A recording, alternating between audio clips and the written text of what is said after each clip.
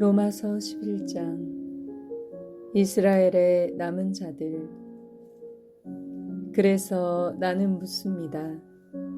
하느님께서 당신의 백성을 물리치신 것입니까? 결코 그렇지 않습니다. 나 자신도 이스라엘 사람입니다. 아브라함의 후손으로서 베냐민 지파 사람입니다. 하느님께서는 미리 뽑으신 당신의 백성을 물리치지 않으셨습니다. 여러분은 성경이 엘리야에 관하여 무엇이라고 말하는지, 엘리야가 하느님께 이스라엘을 걸어서 어떻게 호소하였는지 모릅니까? 주님, 저들은 당신의 예언자들을 죽이고 당신의 제단들을 헐어버렸습니다. 이제 저 혼자 남았는데 저들은 제 목숨마저 없애려고 저를 찾고 있습니다. 그런데 하느님의 대답은 어떠하였습니까? 나는 바알에게 무릎을 꿇지 않는 사람 7,000명을 나를 위하여 남겨두었다. 이와 같이 지금 이 시대에도 은총으로 선택된 남은 자들이 있습니다.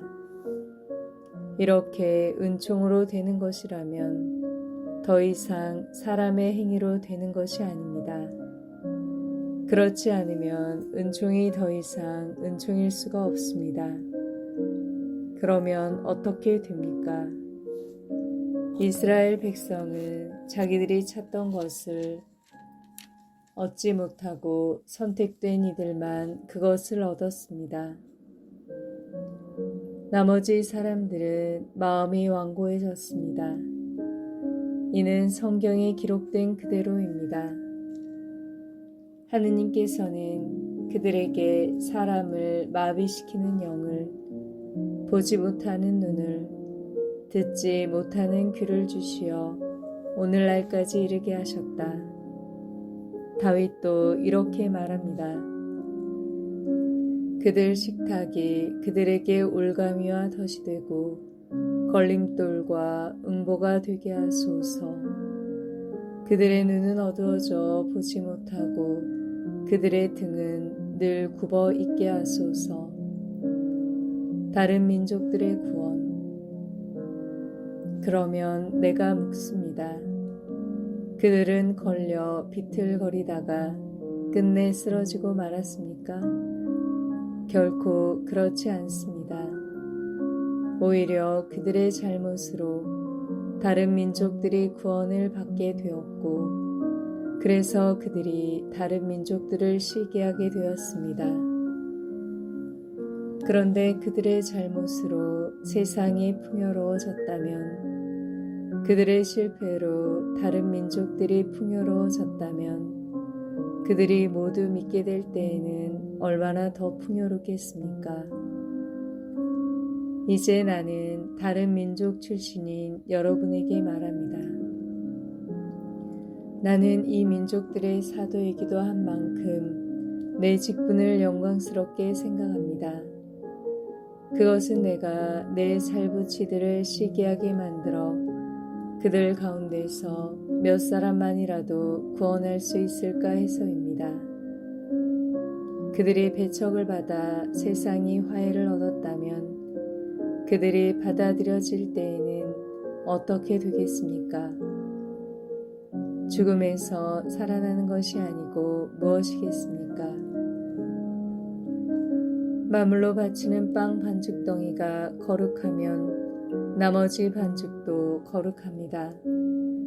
뿌리가 거룩하면 가지들도 거룩합니다. 그런데 올리브 나무에서 몇몇 가지가 잘려나가고 야생 올리브 나무 가지인 그대가 그 가지들 자리에 접붙여져 그 올리브 나무 뿌리에 기름진 수액을 같이 받게 되었다면 그대는 잘려나간 그 가지들을 얕보며 자만해서는 안 됩니다. 그대가 뿌리를 지탱하는 것이 아니라 뿌리가 그대를 지탱하는 것입니다. 이제 그대는 가지들이 잘려나간 것은 내가 접붙여지기 위해서였다 하고 말할 것입니다. 옳은 말입니다. 그들은 믿지 않아서 잘려나가고 그대는 믿어서 그렇게 서 있는 것입니다. 그러니 오만한 생각을 하지 말고 오히려 두려워하십시오. 하느님께서 본래의 가지들을 아까워하지 않으셨으면 아마 그대도 아까워하지 않으실 것입니다. 그러니 하느님의 인자하심과 함께 준엄하심도 생각하십시오. 하느님께서는 떨어져 나간 자들에게는 준엄하시지만 그대에게는 인자하십니다. 오직 그분의 인자하심 안에 머물러 있어야 합니다. 그렇지 않으면 그대도 잘릴 것입니다. 그들도 불신을 고집하지 않으면 다시 접붙여질 것입니다. 하느님께서는 그들을 다시 접붙이실 능력이 있으십니다. 그대가 본래의 야생 올리브나무 가지에서 잘려나와 본래와 달리 참 올리브나무에 접붙여졌다면 본래의 그 가지들이 제 올리브나무에 접붙여지는 것이야 얼마나 더 쉬운 일이겠습니까? 온 이스라엘의 구원. 형제 여러분, 나는 여러분이 이 신비를 알아 스스로 슬기롭다고 여기는 일이 없기를 바랍니다. 그 신비는 이렇습니다. 이스라엘의 일부가 마음이 완고해진 상태는 다른 민족들의 수가 다 찰 때까지 이어지고 그 다음에는 온 이스라엘이 구원을 받게 되리라는 것입니다. 이는 성경에 기록된 그대로입니다. 시온에서 구원자가 오시어 야곱에게서 불경함을 채우시리라. 이것이 내가 그들의 죄를 없앨 때 그들과 맺어줄 나의 계약이다. 그들은 복음의 관점에서 보면 여러분이 잘 되라고 하느님의 원수가 되었지만 선택의 관점에서 보면 조상들 덕분에 여전히 하느님께 사랑을 받는 이들입니다. 하느님의 은사와 소명은 처리될 수 없는 것이기 때문입니다. 여러분도 전에는 하느님께 순종하지 않았지만 이제는 그들의 불순종 때문에 자비를 잊게 되었습니다. 마찬가지로 그들도 지금은 여러분에게 자비가 베풀어지도록 하느님께 순종하지 않았지만 이제 그들도 자비를 잊게 될 것입니다. 사실 하느님께서 모든 사람을 불순종 안에 가두신 것은 모든 사람에게 자비를 베푸시려는 것입니다. 하느님 찬미가. 오 하느님의 풍요와 지혜와 지식은 정녕 깊습니다. 그분의 판단은 얼마나 헤아리기 어렵고 그분의 길은 얼마나 알아내기 어렵습니까?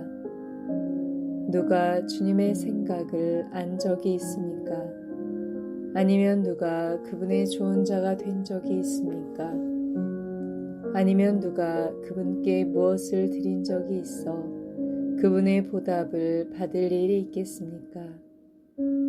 과연 만물이 그분에게서 나와 그분을 통하여 그분을 향하여 나아갑니다. 그분께 영원토록 영광이 있기를 빕니다. 아멘.